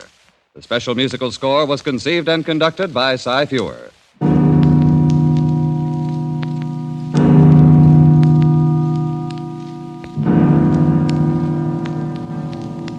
Escape is presented by the Columbia Broadcasting System and its affiliated stations each week at this time. Next week, we invite you to escape to Paris of 500 years ago in Robert Louis Stevenson's story of a fascinating adventure, the Sire de Maltroit's Door. And so good night until next week at this time, when again it will be time to escape.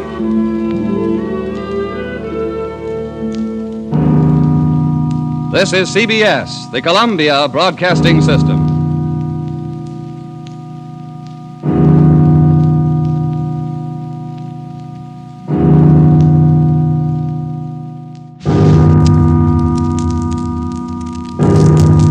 Escape. Escape tonight to Paris of 500 years ago.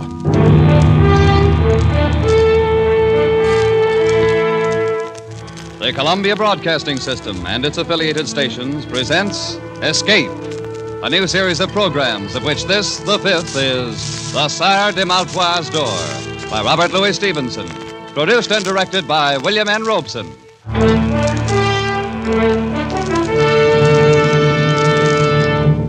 The pen of Robert Louis Stevenson has been an avenue of escape for 3 generations. Our grandparents thrilled to the macabre metamorphosis of Dr. Jekyll, just as we will never forget the nursery menace called Long John Silver.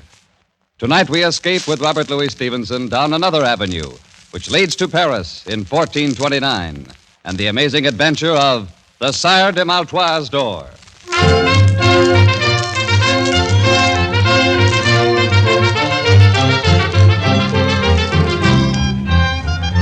Dark of the Moon, 1429, Paris. The House of Burgundy holds the throne of France, and English men-at-arms patrol the narrow streets. Troublous times for any man to be lost, on foot, at night. Psst. You there! Over here by the wall. What's this? Now the shadows themselves are speaking. I'm no shadow. A real live human being. I've managed to get myself lost in these confounded alleys. Can you tell me where I am? Well, now, a fine young cavalier, no less. And he's lost. I'm trying to find the Beaucent Inn. Will this street lead me there? Lad, one street is as good as another, and none of them will ever lead a man anywhere. Oh, come now. You must know something about this part of Paris. Think, man, a patrol may pass at any moment. You're wanted, then. I have a safe conduct pass from the captain of the garrison. Safe conduct, he says.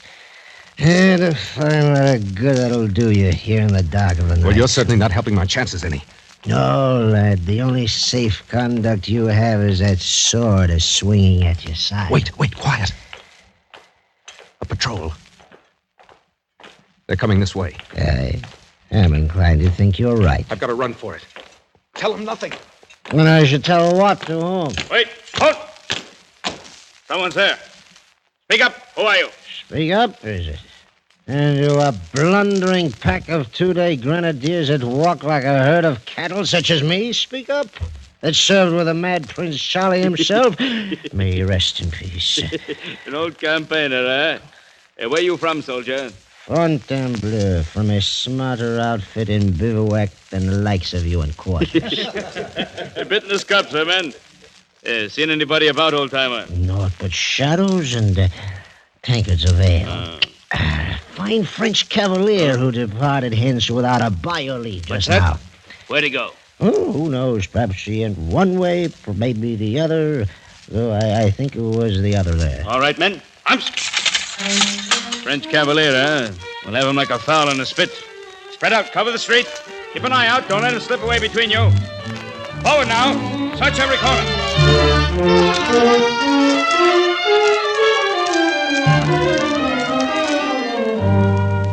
Oh, the fool. The drunken fool. I'm for it now, all right.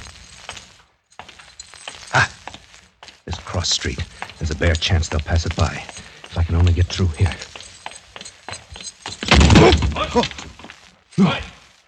Oh, no. It's a dead end, unless this leads... No, it's only the door to a house. Caught like a rat in a trap. All right. If it's so written, then so be it. With a bit of luck, there'll be 2 or 3 go with me. Huh? The door. It's unlocked.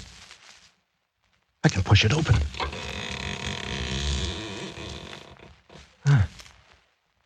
Black as the mouth of hell inside.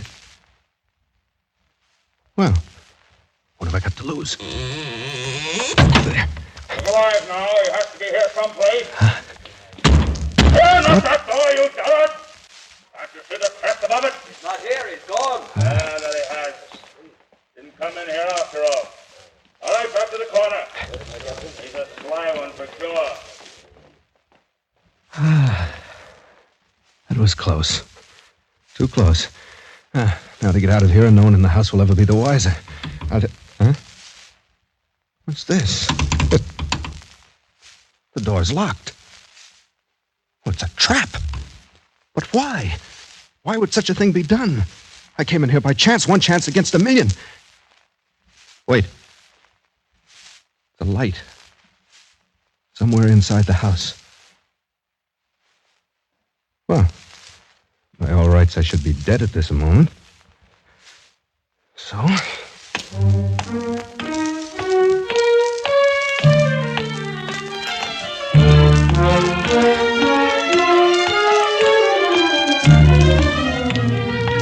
Come in, young man. I've been expecting you all evening. I fear you must be mistaken, sir. My visit is quite unexpected for both of us. That's good. That's very good. For the both of us, you say. Well, no matter. You're here. That's the main point. Take a seat, my boy. Put yourself at ease.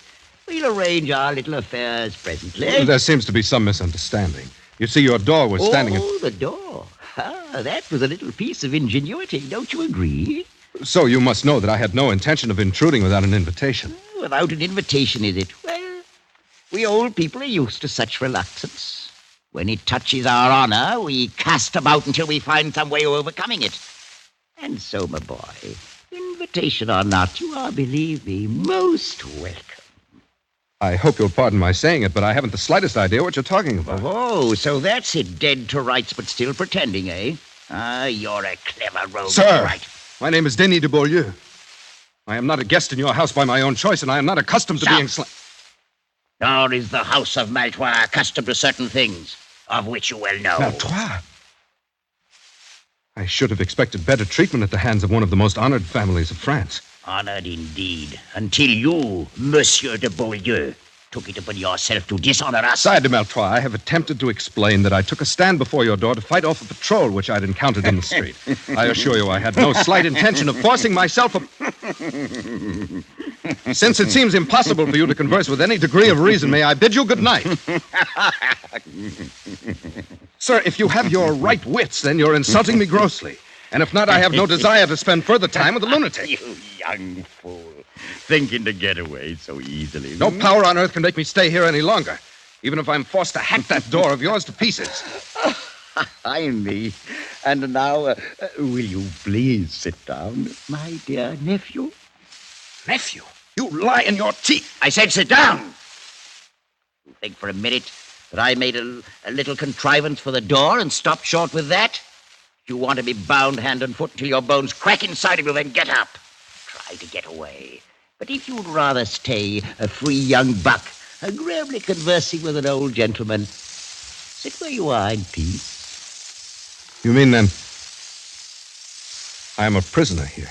I stated the facts. Draw your own conclusion. Ah, Père Francois, come in. Thank you, Messiah. Tell me, how is she? A little better frame of mind, I hope. She is more resigned, at least, Messiah. Well, now, isn't she hard to please? A likely stripling such as this, well-born, and her own choice. What more would the jade dwarf have, If you'll pardon, the situation is not usual for a young damsel. It is somewhat trying to her blushes. Trying, is it? Ha! She should have thought of that before the dance began. She called the turns, and now she'll do the paying. At the risk of being presumptuous, may I ask who she is? Ha! You hear that, Père Francois? Monsieur de Beaulieu wishes to know who she is. I heard, Messiah. I am pleased that you find my most casual remark so amusing. So, you'd like to know who she is. Very well. After all, you really should know, young fella. It's only fitting for you to be introduced properly. Come along. I'll take you into she, all right. Why, that's the reason I planned the whole thing. You stubborn young scoundrelly blackguard.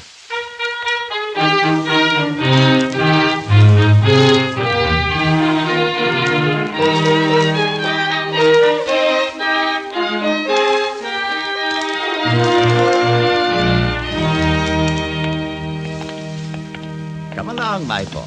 Right through this door. After you, sir, if you don't mind. Oh, no. It's not that kind of a trap.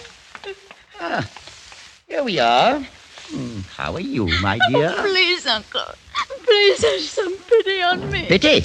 But I do a great deal more than you've shown for the name of Maltois. Come now. Up off your knees and look at the friend I brought you. It's good to be devout. But it is also necessary to be polite. I have no understanding how you can be so vicious. Oh, that's very unkind. And now, Monsieur de Beaulieu, since we've decided to keep up this farce, allow me to present my niece, Blanche de Maltois. For such an inhuman thing, surely heaven itself. He's not the man. My uncle, this is not the man. Expected you to say as much, my dear. Is it so unfortunate you couldn't remember his name? But it's true. I swear by the Blessed Virgin, I do not know this man. I've never laid eyes on him before. Please, sir, tell him. Tell him we've never seen each other before. For myself, at any rate, I've never had that pleasure. Sire, I've not met your lovely niece before this moment. Oh, now isn't that too bad? But it's never too late to begin. Quite often these impromptu marriages turn out very well in the end. Marriage? Sire de Maltois, would you please be kind enough to explain what you mean? Aha, now, surely you've heard of the custom of marriage. It's quite widely practiced. At least, sir, I've never heard before of such a maniac as I perceive you to be. And I've no intention of marrying anyone. Then may I ask what were your intentions, my boy? Oh, well, no matter now. Père Francois is looking forward to performing the nuptial rites. Oh, he's quite properly ordained, you know.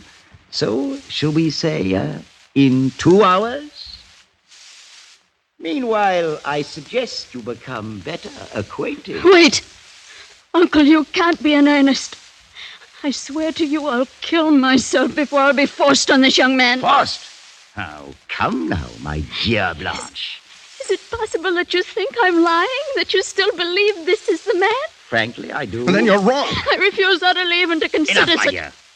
You took it upon yourself to dishonor the name of our family. You forfeited all right whatsoever to question my designs. I consider it a duty to see that you're married with as little delay as possible. Out of the goodness of my heart, I've attempted to find the man of your choice. And I believe I've done so. But if not, then I care not one jackstraw. Is that perfectly clear? It's clear, sir, that you're a madman. Perhaps, my dear nephew. I'm not your nephew, nor will I be. I'd sooner die 1,000 times. Such a fury against the inevitable. But at any rate, you'll have 2 hours to compose your differences. Père Francois, bring the clock. Very well, Messiah. Thank you. Place it there. This, Monsieur de Beaulieu, is another of my little contrivances, and one that is hardly less ingenious than my door. Messiah, your accomplishments are of no interest to me whatsoever. Oh, I think you'll find this one most interesting. You will notice that the upper container is filled with water.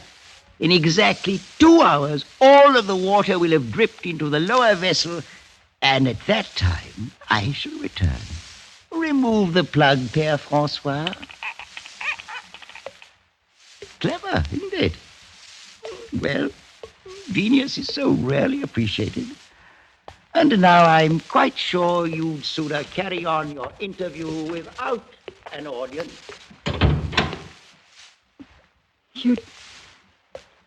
You'd never met my uncle before? He didn't arrange this with you? I'd never laid eyes on him. And certainly nothing was arranged with me, else I wouldn't be here. Then you're as much an unfortunate victim as myself. But you at least must be more aware of the circumstances. I can understand none of this. It's not an easy thing for a girl to tell. Whatever you may think of me now, I fear you shall think the worse when I've finished. Words are but words. But your manner encourages respect. Thank you, monsieur. I've lived all my life with my uncle, and I've not been happy. 3 months ago, a young captain of the guard began to stand near me in the church. Oh, you must understand, I gave him no encouragement to do so. Oh, quite so, I understand. He was handsome, of course. As a matter of fact, very. After a while, he began to pass me notes. He found me pleasing, wanted to meet me, and seemed most interested in me for some reason. I can believe that. This morning, he passed me a note urging me to leave the outer door open tonight so that he could speak a few words with me on the stairs. Oh, this is most difficult for me to tell, monsieur. I'm sure he meant no harm. I've no idea how my uncle came to suspect. Sometimes his shrewdness becomes almost diabolical. After church, he took that note from my hand, read it, gave it back to me. I've been kept in my room all day, knowing nothing of what he might be planning. So that's it. By pure accident, I've blundered into a trap set for someone else. Had my uncle brought the captain himself, the thing still would have been confusing. How should I know that he may not have been trifling with me all along? But to be forced into a situation with you, a perfect stranger... Your regard for me is quite clear, mademoiselle. I regret appearing as a disappointment to you. I believe you said he was very handsome? If that were all. There's more? I mean, monsieur, that you yourself are quite handsome. But it's so... Oh, no, it's really no use. Well, please understand me. I'm not urging you in any way. Urging, monsieur? I'm accustomed to meeting young ladies upon occasion who are quite ready to accept me as something beside a convenient substitute for some handsome captain of the guard. I've no doubt of it, monsieur. And to correct a mistaken impression you seem to have, I'm well aware that you're doing no urging. And were you to do so, I should neither listen to nor give it any consideration whatsoever. It's well that we both understand one another. Quite so. And that being the case, Mademoiselle de Maltroit, I wonder if you'll be good enough to conduct me to your uncle. With the greatest of pleasure, monsieur. I've no doubt but what this little matter can be settled very quickly, and with as much honor as possible to everybody concerned.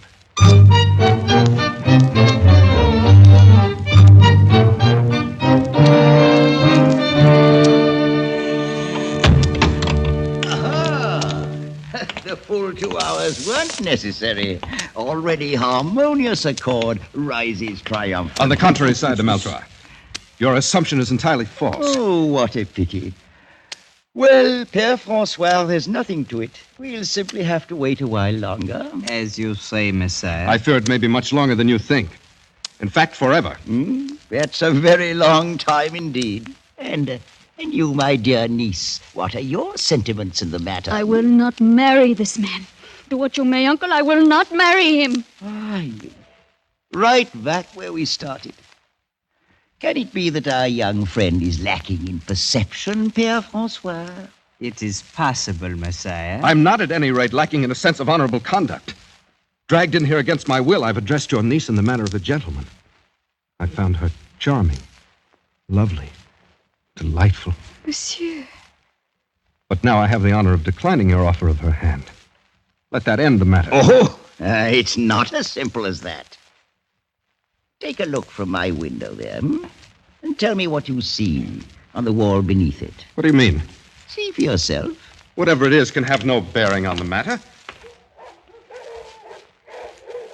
There's an iron ring set in the wall. Quite so, and fastened to the ring? A rope. Right. So we have two elements. And to complete our little diagram, we need a third one. That element is, at the moment, firmly attached to your body. I'm referring, sir, to your neck. Uncle, no. And may I inquire the purpose of the dogs there in the courtyard below? Are they also a part of your devilish plans? My dear young man, a body doesn't hang in ropes forever, you know. You maniac. Even murder doesn't stop you. Ooh, that's such a nasty word. Let us confine ourselves to the bald facts. At the end of your 2 hours, you will prepare yourself either to marry my niece or to kick out your life while you swing at the end of that rope. There's no other alternative. I think there's one. Between gentlemen, at any rate. Arm yourself, sir. You fool. You think for a moment that if I'd regarded your sword as a threat, you'd still be wearing it? Père François, will you open that door to the passage, please? Of course, Messiah. I'll be most happy to. Gentlemen, show this rash young buck the color of your steel. Whether he likes to admit it or not, Monsieur de Beaulieu, one day a man grows too old to fight his own battles and must hire others to do it for him. Close the door, Père François. Then you'll not fight? Do I seem a fool? There'll be no fighting and no haughty refusal to marry my niece. You found her charming, well and good. But I'll tell you this. Were she as common as the Paris road, more hideous than the gargoyle over my door, you'd not spurn the hand of a Maltois and never live to tell of it. Alive and married you'll be, or dead and hanging from that window, and soon after, food for the dogs. It's one or the other. So, make up your mind.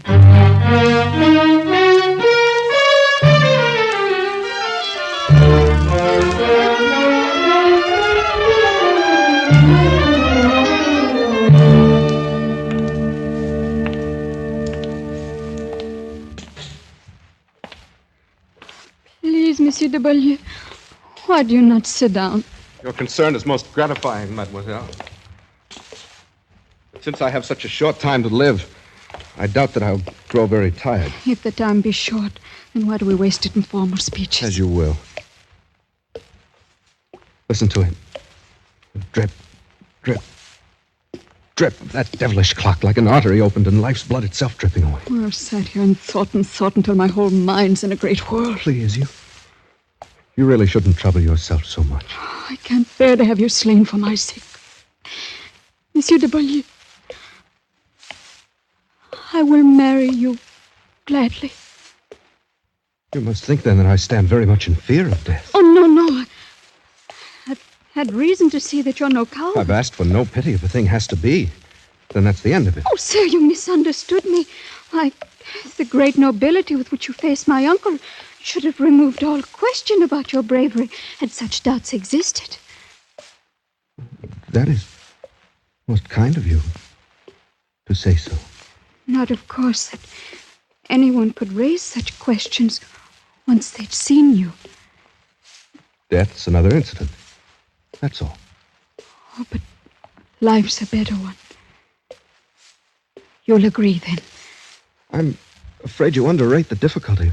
What your generosity offers me, my pride prevents accepting. In this moment of noble feeling toward me, aren't you forgetting what you already owe to someone else? Monsieur! He never really mattered. Mademoiselle, my very life's the forfeit here. One I'll pay gladly if it be of service to a lady, but to tell me it's for something that never really mattered. Please don't be so cruel. Cruel, you forget. I'm the one who's going to die, not you. I've not forgotten, monsieur. Yes. You'll enjoy tomorrow's sun like any other days. And tomorrow night, perhaps you'll see him again. And of course, I'll be forgotten. Oh, no, never. But it's all a man can expect when he's born into the world, death at last. And some piece of ironic misfortune. Oh, don't say those things. I can't bear it. Oh, if I've said anything to wound you, I'm sorry. It was for your own sake, not mine. Thank you. Please. It's a bitter thing, my dear, to see you in such distress that giving my life itself for you can't help it. I'm sorry. I'll try to be braver. Is there no way at all in which I can serve you? Either now or afterwards? Only by letting me think of you as a friend for the brief time that's left to us. By forgetting for the moment that I'm an awkward intruder thrown here by circumstance. That's all. And afterward? What does it matter? The closer you come to it, the clearer you see that death's no more than a dark and dusty corner where a man climbs into his tomb and shuts the door after himself. Oh, monsieur. I've only a few friends now. And once I'm dead, I've no doubt that I'll have none. You forget Blanche de Maltois. You're very sweet. Any young man in France would be glad to trade places with me and die for you. You value the small service I do you far beyond its worth. I'll not have you thinking so meanly of yourself. Look at me. Would you say that I am beautiful? I think the most beautiful girl I've ever seen. I'm glad of that. Tell me, is there a man in France who can say he's been asked in marriage by a beautiful maiden, asked from her own lips, and refused her to her face? Oh, no. I know you're a man and half despise such a triumph. But any woman knows more of what's precious in love. But remember, you asked me out of the pity of your heart, not for love. Oh, you're so sure of that? Must I bear my very soul like a merchant showcase?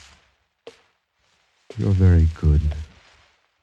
As good as you're beautiful. I'll not forget it for the time that's left me. Very well. I, too, have a pride of my own. If you'd turn back now from your word, I'd no more marry you than I would any stranger off the street. It's a small love that shies at a little pride. The dawn's starting to break. Yes. My uncle and his men would come here any moment. What shall we say to him? Anything you will.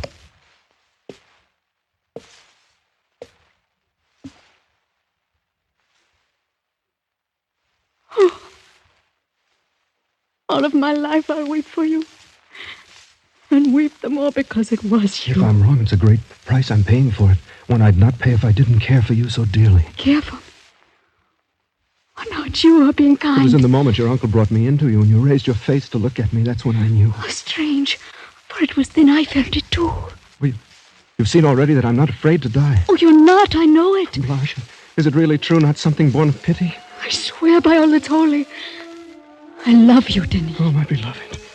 And I can tell you now that I love you, too. Even after all you've I heard. can remember none of it. The captain's no name. No matter. I love you. Oh, my darling. I love you more than my life and my soul. Blanche, my darling, I love you. I love you, Blanche. Well, Uncle. Well. It's most gratifying to see this little matter settle in such a congenial fashion. Good morning, my dear nephew. I have nothing to say to you, sir. You're a vicious and unprincipled old man. Oh, that's most ungracious of you. No. At the very worst, I'm no more than a very wise old man. One who's lived a long time and seen a great many remarkable things. An old man who's learned all about such mysteries as the love of life and love.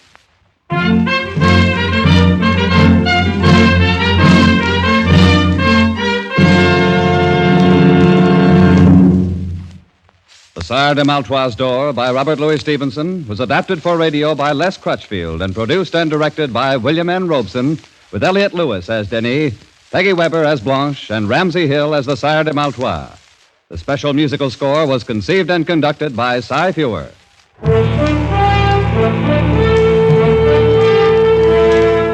Escape is presented by the Columbia Broadcasting System and its affiliated stations each week at this time. Next week, we invite you to escape to Egypt of 3,500 years ago with Arthur Conan Doyle's fascinating tale of the Ring of Thoth. And so good night until next week at this time, when again it will be time to escape.